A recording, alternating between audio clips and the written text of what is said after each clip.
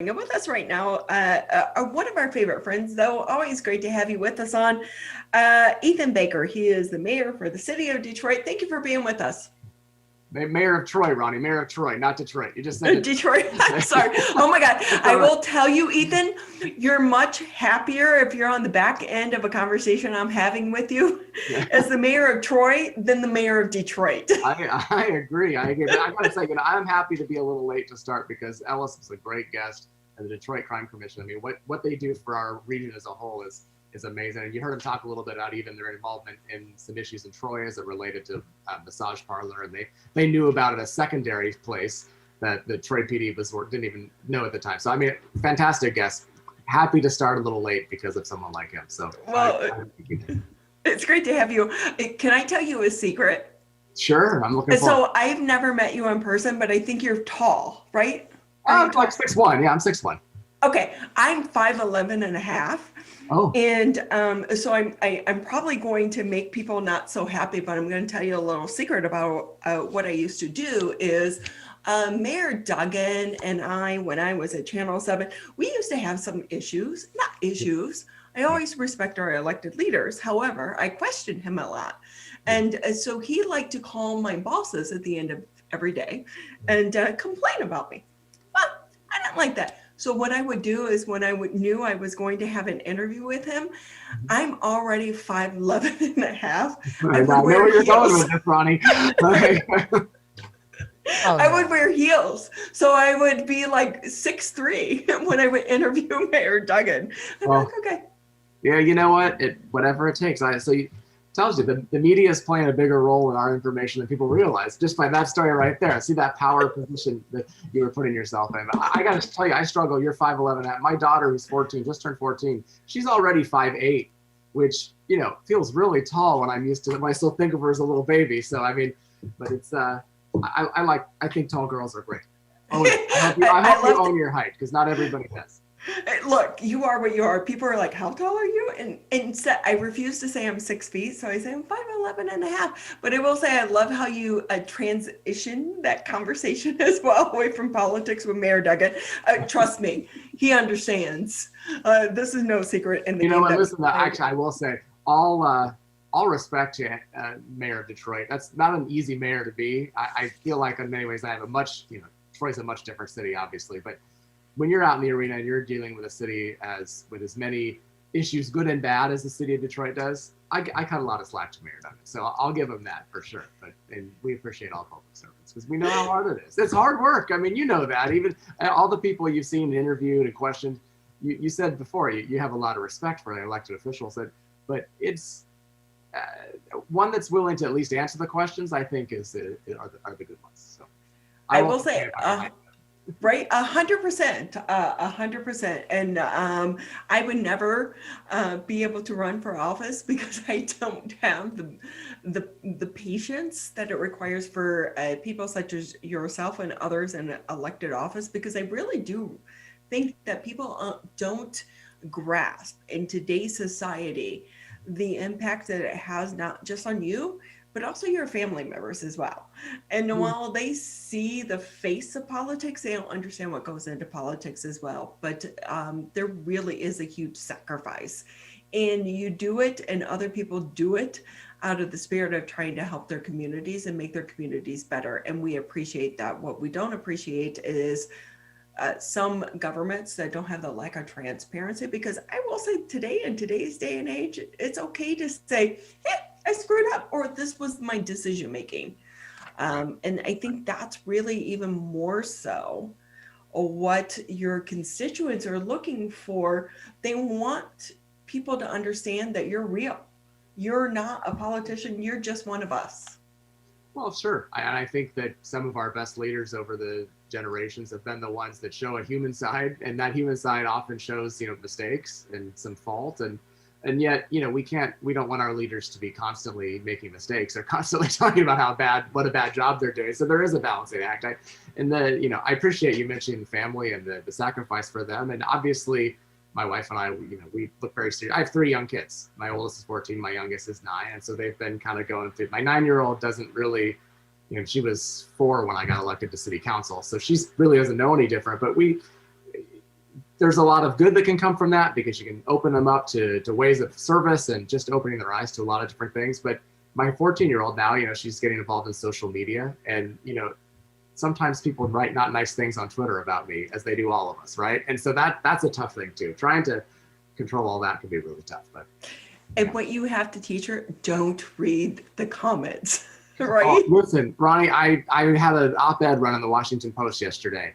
and which is fantastic, great for the city of Troy, but the comments are brutal. I mean, like that's just, and comments are brutal on all of the op-eds because people comment, they tend to comment with the negativity, right? So yeah, I told my wife, I said, Bethany, don't read the comments. We're pretty thick-skinned, you have to be, but still it's like time and time again. And my favorite is one of the comments said, well, I think we should print all these comments and mail them to the mayor. And I wanted to write back, don't worry, guys. I see them right here. I appreciate it. But anyway, sorry, we're getting off track a little bit. But I know, but you didn't take your advice of not reading. I didn't take my own advice. Well, of course not. Of course not. No.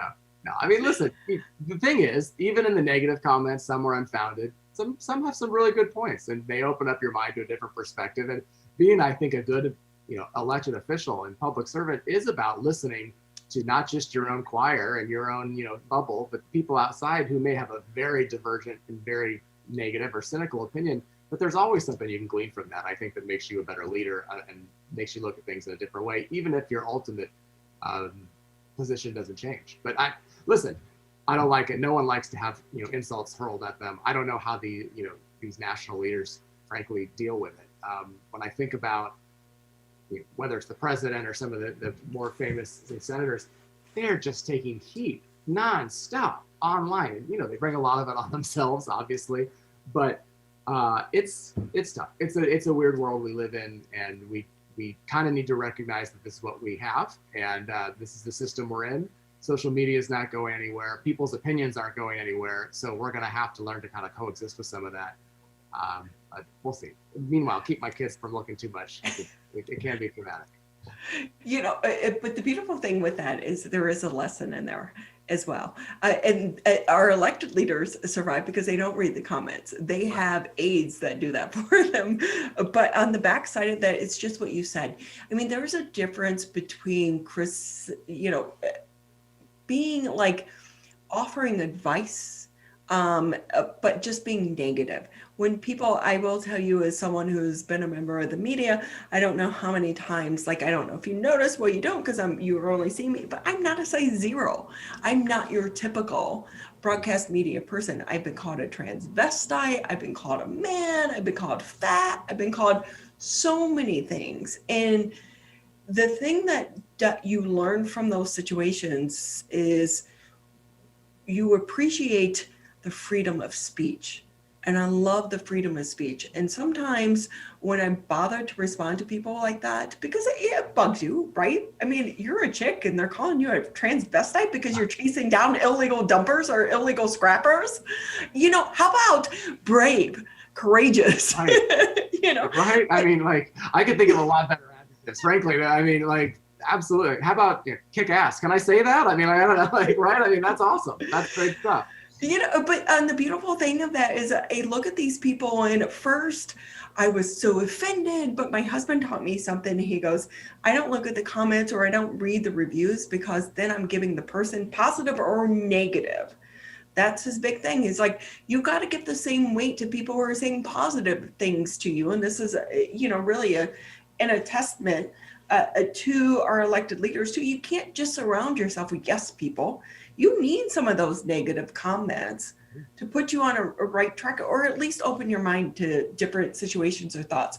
But it's when you get mean about things, or you attack people personally, or their kids or their family members, that's when you lose your power. And I remember responding to a guy who made some negative things about me. How is she even on air? Something like that. And I was like, you do realize your kids are reading this, because I'm really good at cyber stalking, by the way, just to let anyone know, if you're going to follow me and you're going to post stuff about me, I'm really good at cyber stalking. I'm an investigative journalist.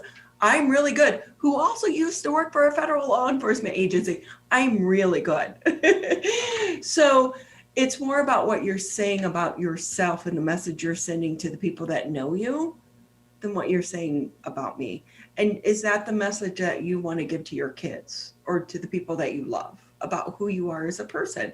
And I think that's what we need to remember in these situations. But also, like you just said, you also learned from them as well. It's just cutting through the noise. It is, and recognizing that too.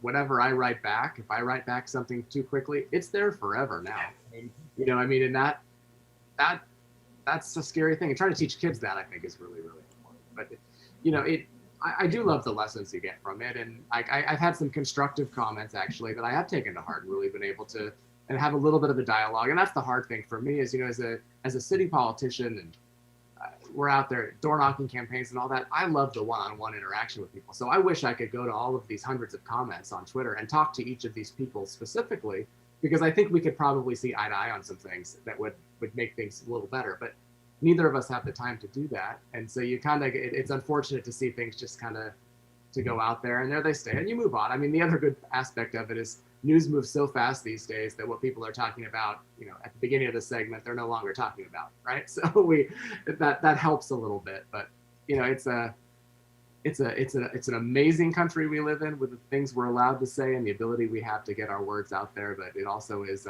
it can be tough for all of us on every level. And I mean, from across political spectrums, across all kinds of diverse aspects, it's hard for people. But I can imagine doing it as an elected leader with kids as well. So with that though, tell us about the city of Troy. What's new? Tell us about your op-ed. Well, I mean, Troy is we're very, very fortunate that we are we had some good infrastructure in place prior to COVID, because we as a city we're doing pretty well financially through it. Obviously, my biggest concern now is our small businesses, whether that's retail or these restaurants. We're very excited that we get to have in-person dining again, February 1st. I'm a little concerned, and I don't want to make it political. I understand I don't have access to all the numbers that Lansing has and everything, but 25% capacity is really difficult for some of our smaller, little more mom and pop restaurants, because it doesn't make sense for them to open. They can't do it. So they're going to continue to struggle. And, I can't wait, like everybody else, to get things going back to a little more normal with our economy and our businesses. We have so many, our office buildings in Troy, we're known as a kind of that central Oakland County office place in many sense. We have such great services, and they're still empty, right? And so that has and I've talked about this before, I think with you, but it has a cascading effect on our restaurants and our retail and all the little businesses that depend so much on the extra 100,000 people coming into our city each day to use them. So the sooner we can get people back in office buildings, obviously safely, the sooner we can get things more open a little bit, we're all going to be so much better off. But it's an understatement, obviously. Right. And Ethan, as the mayor of Troy and such, the city and the dynamics, that is one thing that we are realizing. Every city and every community has a different dynamic. And with that, when we could talk about the vaccine, how hopeful are you that this vaccine at some point in time will bring a sense of normalcy back to your community and bring the people back to the office buildings? Because now, on top of everything, we have the vaccine, but we also have a variant. Right. Well, listen, I think at this point, your opinions on vaccines or not, it's our best hope of getting back to some normalcy here in the city of Troy and throughout. And on two fronts. One, obviously, we'll move toward herd immunity, which I think is really important. But also there's a psychological factor to it too, where people they're not going to feel safe and feel like they can go out and do the things they normally would do until they have that vaccine. So that double combination, I think, is what's going to make the big difference. We hear all about the lack of vaccines. Oakland County, I think I saw a chart that showed Oakland County is actually ahead of the game in compared to many counties throughout the state. But we're still struggling to get some first responders vaccinated, even though they're supposed to be first, right? There's just a lack of supply, and hopefully that moves a little faster and we can get things going. It's really fascinating for me to see, or on social media, or to hear from somebody when they get their first vaccine shot, how excited they are, right? That really is, you hear and see relief in their voice I think that's a great positive aspect of all of this, to bring some of that hope back, and you can see how quickly people can have that relief and that joy, which will get them back in the restaurants, we'll get them back out in our community. And we're like everybody else, just waiting as best we can for that normalcy to come. And the vaccine is our best hope at this point. Mr. Mayor, we can ask you too, because as someone who is the mayor of a city such as yours, you come from a very diverse city. How do you help relay that relay that message that this vaccine is safe and people should be getting it when there are so many different conversations going on right now about the vaccine? Or is that really your place, and are you leaving it to the state health department? It's interesting. So City of Troy doesn't have a public health department. We don't actually play a role in public health. All of our public health issues are at the county level. And so we've been working very closely with Oakland County to get their messaging out to help spread the word. I mean, we do have a lot of diversity in the city of Troy, and that includes a lot of, religious diversity. And there are some religions and cultures who have a moral objection to certain vaccines, right? We hear about that. So we've got a job to educate as best we can and to give them the facts. And listen, we're not forcing anybody to take a vaccine, and we want to provide all the information we can. Fortunately, this isn't city specific or even region specific, it's global. So there's resources and information out there at all levels. And so just because, maybe they're not moved by somebody here in the local area who's gotten the vaccine, they may see somebody, nationally who got the vaccine, and that's going to tell them it's okay, it's safe. But I do know Oakland County is working very hard to have their system out there. It's important that we get our senior citizens vaccinated. It's important that we get our first responders, our teachers. I mean, we've got to get our schools back open, and we see more people in person now, but that's a big part of it. When you have teachers who maybe they're willing to go in and teach in person, but they've come into contact with somebody who has COVID and they have to quarantine, that system doesn't work. So the only way to make that work is to get them vaccinated, and so they don't have to go home for 14 days and quarantine. So we've got to get the word out there to the cultures. We've got a lot of help. Our state representative and our state senator, they've been very active in promoting the messages that we need. Congresswoman Haley Stevens, our federal representative, has been very, very vocal about it. We've got a good team of communicators, I think, representing the city of Troy right now, which are helping reach a lot of different sects of the diverse population. So I feel good about that. Anything I can do, I'm happy to do more of, because I think it's important that the information is out there for people. There really are so many facets to this conversation to try to get us back to where we once were, and how we would all appreciate that as well. We appreciate the things we don't have. And it's just the simplest things. And with that, Ethan Baker with us here on the Megacast. He's the mayor for the city of Troy. I know we got off to kind of a side start to this conversation, but maybe anything I didn't ask you that you do want to touch on before we let you go. No, I think if I could just to follow up on your last interview with Ellis, you were talking at the end about the value of law enforcement and how we want good people in law enforcement, and how most people are, and how a community depends on that. We struggle. We're a city that provides good benefits and good pay to our police officers, and yet we've got vacancies right now that we're having a hard time filling because it's a national move, and a lot of people just got retirements happening earlier than expected because it's hard to be a police officer today. You can be the best, most wonderful police officer in the world, but someone sees you in that badge and that blue. And, I've watched it. I pulled out of our Civic Center area in Troy. This was a few months ago. And I saw, there was a cop in front of me. And someone turned around and was turning onto the street, and, they just randomly flipped off the cop car, because that was that's how they felt. And I thought, that's so unfair. That cop is sitting there in that car, and they're internalizing that, whether or not they want to admit it or not, but that weighs on you. And so we always need to be talking about criminal justice reform and what we need to do to have better policing in our communities. And we're always open to that conversation here in Troy. And we've talked a little bit about that in the past, but we'll continue to be on the front line of what we can do. But we also have to recognize the human aspects of our policemen and women, and how hard they're working to keep our communities safe, and what they're doing and what they're sacrificing for us every single day. And if that mood can just get a little bit better, I think we'll have a better recruitment aspect. Law enforcement, they're there to enforce the laws, right? As Ellis said, and I think they don't get to pick and choose which laws they like or don't like. They're there to protect us and take care of what they need to in our community, no matter what. So I have a big plea for, people to you have to recognize the fundamental issues that do exist as a whole in the country, but also recognize your local police community. Odds are your city is as successful as it is because of the work they're doing. I certainly feel that way about the city of Troy, and I'll stand and applaud the Troy Police Department any day of the week. And I will say it's easy for so many people to sit in judgment of our law enforcement officers when they are on the outside. As someone who had to go through a criminal background check just to get a top security clearance check, Yeah.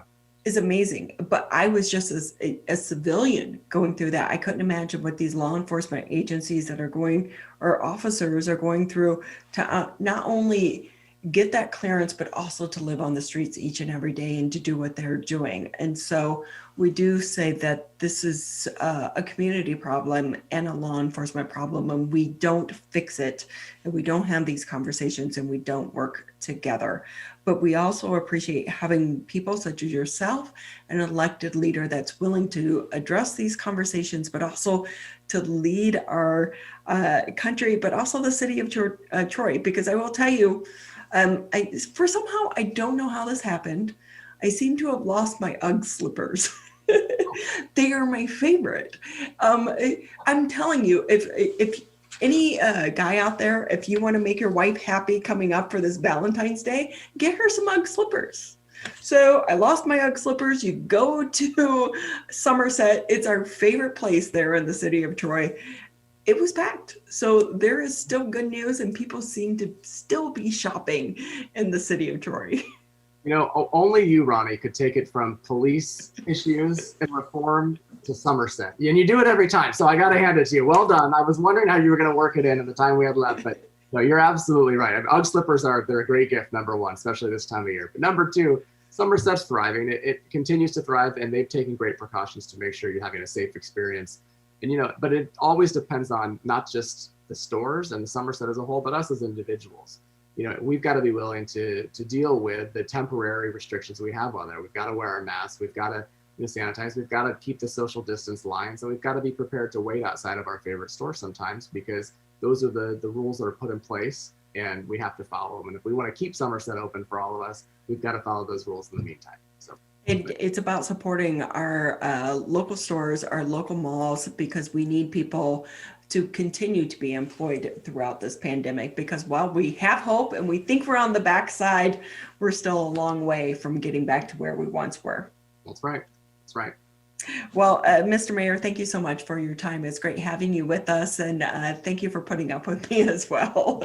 Always a pleasure, Ronnie. Thank you. I appreciate it. I'll come back anytime. And if I can find my slippers, they were sold out. So, on top of it, I'm sorry to hear that. Well, I took over my husband's though, yeah.